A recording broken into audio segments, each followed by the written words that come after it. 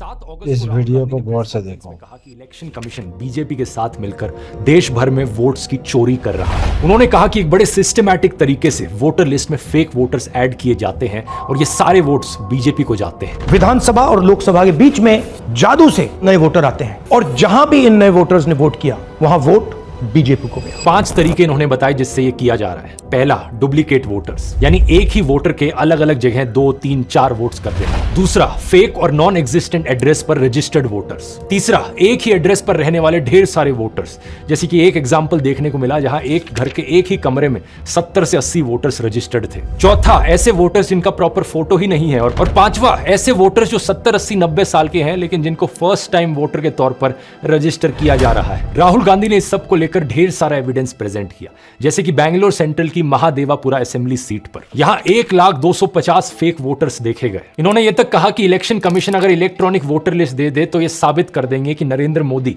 धांधली करके प्रधानमंत्री बने हैं। जब इतना बड़ा एक्सपोजे किया गया और इतने बड़े बड़े आरोप लगे तो पता है इलेक्शन कमीशन ने क्या जवाब दिया? कुछ ही सेकंड्स के अंदर वो ट्वीट करके कहते हैं कि ये एलिगेशंस मिसलीडिंग है। कोई इंक्वायरी नहीं, कोई चेकिंग नहीं, किसी एग्जैक्ट पॉइंट का कोई काउंटर जवाब नहीं, बस मिसलीडिंग घोषित कर दिया। और ऊपर से यह कहा इलेक्शन कमीशन ने कि अगर जांच करवानी है, जांच तभी होगी जब राहुल गांधी एफिडेविट पर साइन करके ओथ लेंगे कि ये सारा डेटा सही है। बताओ जरा। लेकिन कुछ मीडिया हाउसेस ने अपनी इन्वेस्टिगेशंस करी। इंडिया टुडे ने अपनी इन्वेस्टिगेशन करी जिसमें राहुल गांधी का महादेवापुर में मुन्नी रेड्डी गार्डन के हाउस नंबर 35 पर 80 वोटर्स का रजिस्टर होने का दावा सही मिला। ये 10 से 15 स्क्वायर फीट का एक कमरा था जिसमें केवल एक व्यक्ति रहता है, जिसके हिसाब से इस घर का ओनर बीजेपी से जुड़ा जयाराम रेड्डी है। लेकिन इस एक कमरे के एड्रेस पर 80 से ज्यादा वोटर्स रजिस्टर्ड थे। अब बात यहां पर यह है दोस्तों कि पहली बार नहीं है ऐसे आरोप लगे हों। दिल्ली इलेक्शन से पहले भी ढेर सारे सबूत प्रेजेंट किए थे आम आदमी पार्टी ने, जो दिखा रहे थे कि एक वोटर फ्रॉड हो रहा है। इन्होंने एक ही विधानसभा में शादरा में 11,008 वोट काटने के लिए एप्लीकेशन दी।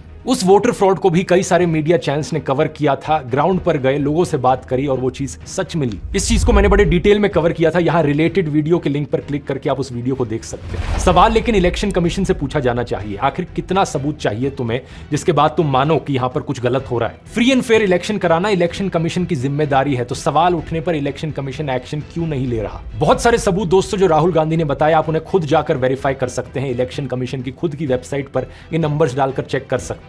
ये बात बार बार सही साबित हो रही है और अगर सुप्रीम कोर्ट और इलेक्शन कमीशन यहां पर एक्शन नहीं लेंगे तो यहां हमारा देश एक डेमोक्रेसी है भी या नहीं?